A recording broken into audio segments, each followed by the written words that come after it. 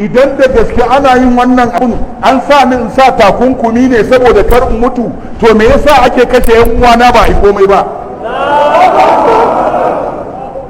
Idan da gaske ne an rufe mana masallatai don kamun mutu ne, to ya ake kashe mu aka yi shiru?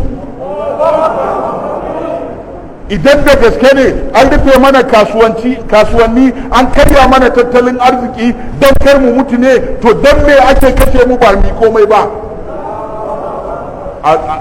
Ina karantawa a wata jarida sai aka ce mun wai wani gwamna daga cikin gwamnonin da jiharsa 'yan ta'adda suke yawo da makamai wai ya haramta almajiranci ce matsalarka.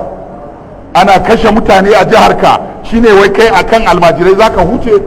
Ka duba corona din nan duk an ƙara maganar akan almajirai saboda ba su da gata, an ɗauka masu suka kawo ciwon ƙasar nan. Almajiri ya kawo corona a Najeriya? Dan me za a matsa masa dan bai da gata?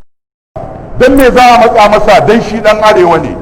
Dan me za a matsa masa domin shi bahaushe ne? Dan me za a matsa masa domin an rena mu? Wallahi azim ba za mu yi shiru ba, wallahi ba za mu yi shiru ba. Idan ka rufe masallaci muna da hanyoyin yin magana. Za mu shiga intanet mu faɗa wa duniya. Ba za mu iya yin shiru a yanayin da muke ciki, ana kashe mu kamar kiyaye, ba wanda zai yi magana.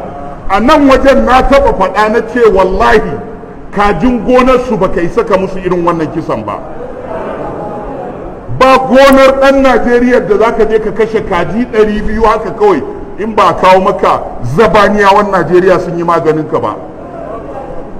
Amma ana ta kashe mu ba wanda zai yi magana.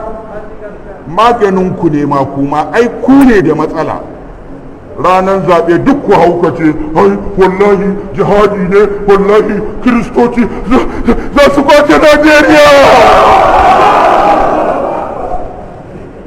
To shi kenan ba su kwace Najeriya ba, an barta a hannun wanda zai zauna ana kashe ku. Iya abin da za a yi an kashe mu wai sai a ce shugaban ƙasa ya yi Allah wadai. Wane irin Allah wadai? An zaɓe shi don ya yi Allah wadai ne? An zaɓe shi don ya ɗau mataki ne. Idan ba zai iya ɗaukan mataki ba, come on,